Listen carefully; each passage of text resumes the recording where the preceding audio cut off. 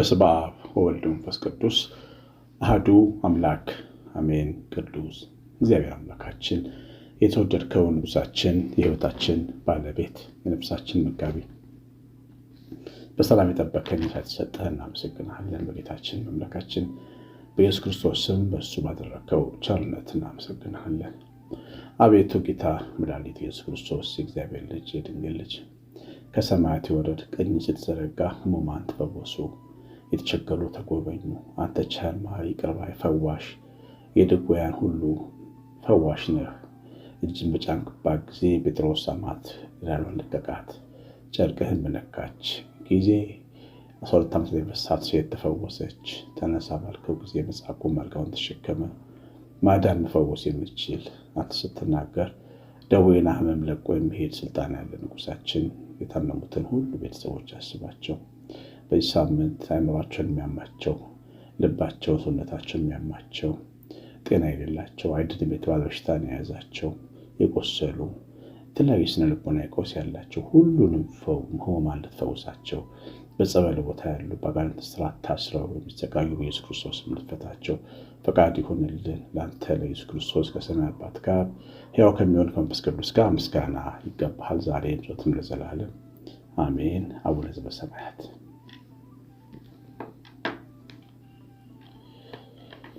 ተወዳጆች እግዚአብሔር ልጆች፣ በዓለም ዙሪያ የምትገኙ በሀገራችን በኢትዮጵያ ያላችሁ ሁላችሁ ቤተሰቦቼ እንደምንቆያችሁ፣ ሁሉን የሚችል አምላክ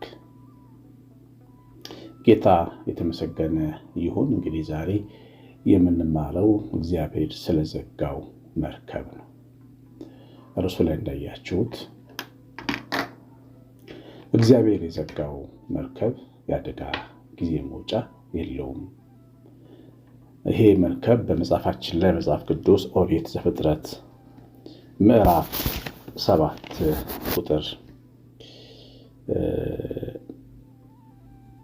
ቁጥር 16 ጀምሮ እንደዚህ ይላል። ሥጋ ካለ ሁሉ የገቡት ተባትና አንስት እግዚአብሔር እንዳዘዘው ገቡ። እግዚአብሔርን በስተኋላው ዘጋበት። የጥፋትም ውሃ በምድር ላይ 40 ቀን ነበረ። እንግዲህ ኖህ ያን መርከብ ከሰራ በኋላ እግዚአብሔርን አዳምጦ እግዚአብሔርን ሰምቶ ምድርን የሚከድን ውሃ ይመጣል ብሎ አምኖ መርከብ አዘጋጅ ሲለው መርከብ ሰራ። ኖህ መርከብ መስራቱ የተለየ አማኝ እንዴት ሊያሰኘው ቻለ ብትሉ፣ ምድር ከተፈጠረ ጀምሮ እንደዚህ አይነት አደጋ በምድር ላይ ተፈጥሮ አያውቅም። መሬት አጠቃላይ ሞልታ ስጋ ፍጥረት ሁሉ በጥፋት ሲያልቅ አይቶ አያውቅም፣ ታይቶ አይታወቅም። አዲስ ነገር ነው። እግዚአብሔር አዲስ ቅጣት ነው አመጣለሁ ብሎ የነበረውና ይህን ቅጣት ግን ኖህ በእምነት ተመለከተ። እግዚአብሔር ያለውን ያደርጋል አለ።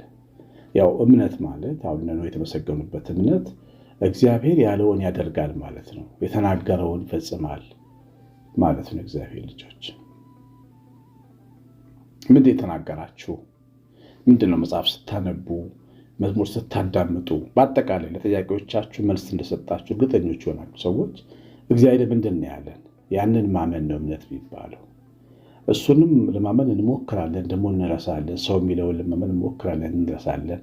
ያዝ ለቀቅ የምናደርግ ሰዎች አለን እና አንዱን ማመን አለብን። ወይ እግዚአብሔርን አምነን በጽናት በእምነት መቆም አለብን እንደ ኖህ፣ ወይም ደግሞ ስጋ ልባሹን ታምነን አካሄዳችን ማስተካከል አለብን። ሰው በሁለት ሀሳብ ሲያነክስ አንዱንም አያገኝም ይላል ቅዱስ ያዕቆብ። እና የኖህ እምነት በቃ ቁርጥ ያለ ነው። እግዚአብሔር ተናግሯል ይሆናል ብሎ መርከብ ሰራ። በጣም ግዙፍ መርከብ ነው የሰራው የሚገርማችሁ። እና ለብዙ ፍጥረታት፣ ለብዙ እንስሶች፣ ለብዙ ሰዎች ይሆናል ብሎ አስቡ ነው የሰራው። እና እሱ የተመለከተውን ያክል ሰዎች ግን ወደ መርከቢቱ አልመጡም። ለምን አላመኑም? እሱ ያለውን እሱ ያየውን ነገር እንደውም እንደ እብድ የተመለከቱት፣ እንደ ጃጅ ሽማግሌ ነው ያዩት። ተፈጥሯዊ ሁኔታው ለአስተሳሰቡና ለእምነቱ መነሻው ናት። መሸምገሉን ሲያዩ ጃሽቷል፣ የሚሰራውን አያውቅም ብለው ቀለዱበት።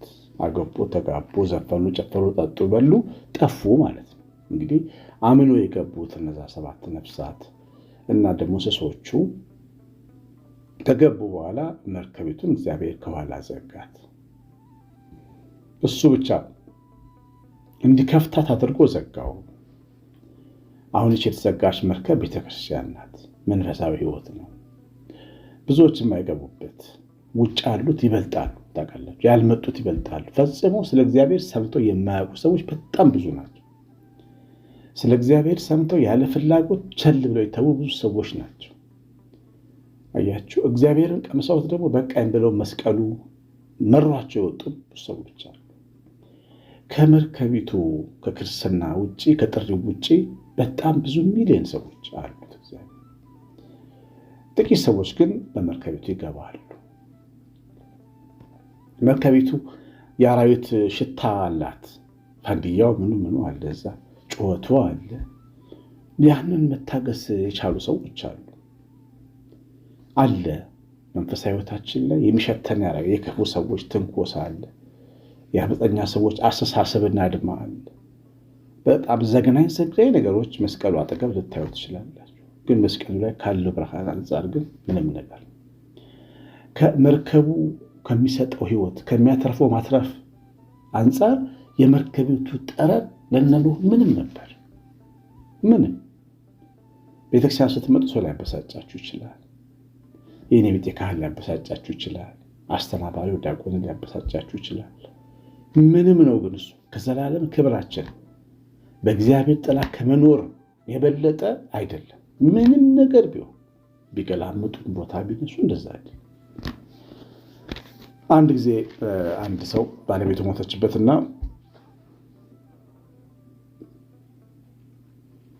ቀብር መጣ።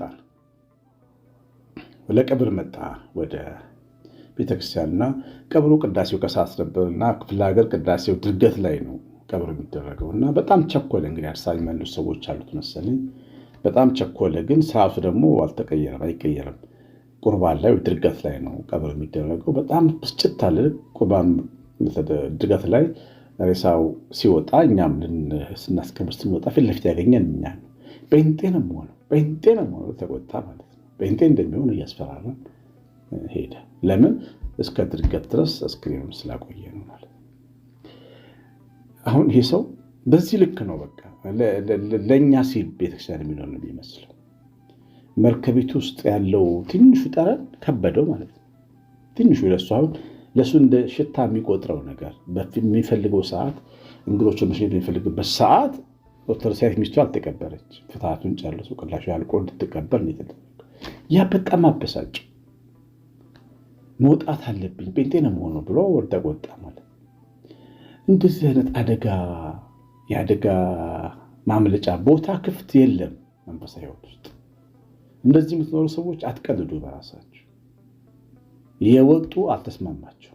አሁን ዛሬ ድረስ እየተራቡ ነው ቤተክርስቲያን። በዛም በዚህም ከቤተክርስቲያን ላይ ሊሆነ መውጣት፣ ዝም ብሎ መውጣት ቀላል እንዳይመስላችሁ እና የዘላለም ክብራችን ናት ቤተክርስቲያን። በመንፈሳዊ ሕይወታችን ውስጥ መኖራችን እግዚአብሔርን የፈራ መኖራችን የዘላለም ክብራችን። እግዚአብሔር በዘጋው መርከብ ላይ ነው የምንኖረው። መርከቢቱ ምንም ሊፈጠር ምንም አትሆንም። ዝናብ ሲዘንብ ውሃ ወደ ላይ ከፍ ከፍ እያረጋት ትመጣ ነበር። ማዕበሉ ወደ ላይ ከፍ ያረጋታል እንጂ ያሰጥማትም ነበር። የሚወርደው የሚፈሰው ውሃ የሚዘንበው ዝናብም ለእሷ ከፍታ ነበር። ወስዶ ተራራን ያሳረፋት ያችን መርከብ። እግዚአብሔር ጋር ስንኖር መንፈሳዊ ሕይወታችን በቤተክርስቲያን ውስጥ የምንመራ መንፈሳዊ ሕይወታችን ከፍታ ቦታ ነው የሚያስቀምጠን። እንደምናስበው ሜዳ ላይ አንወድቅ፣ ተፍተን አንቀርም። እግዚአብሔር ልጅ እና ቢመራችሁ ሰው ቢያስመርራችሁ አንዳንዴ ስሜታችን ቢቆጣብን መታገስ ግን አለብን። የአደጋ ጊዜ መውጫ እንዳትፈልጉ ወይ ዓለም ውስጥ መግባት እንደነ ዴማስ ተሰሎንቄን ወዶ መሄድ።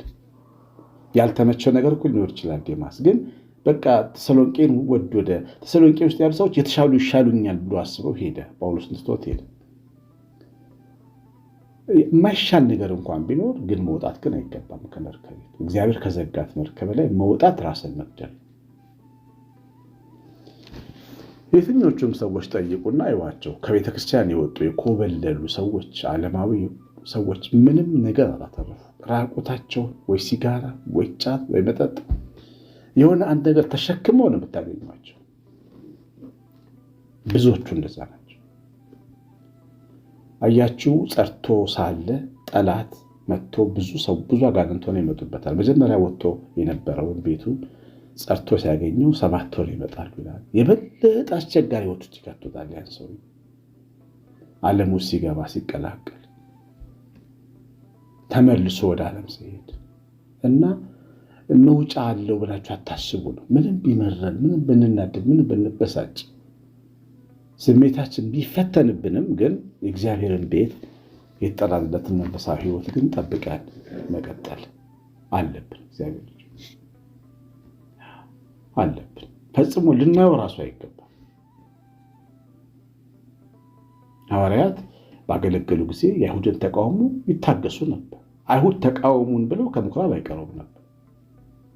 በየሰንበቱ እየሄዱ በምኩራብ ወንጌል ይሰብኩ ነበር። ብዙ ክርስቲያኖች ይደረጉ ነበር፣ ይጨመሩ ነበር። ሲገላመጧቸው፣ ሲያሳድዷቸው፣ ሀገር ሲያስወጧቸው፣ ከፖለቲካው ጋር ሲያላትሟቸው ነበር። አይሁድ ግን ተስፋ አልቆረጡም።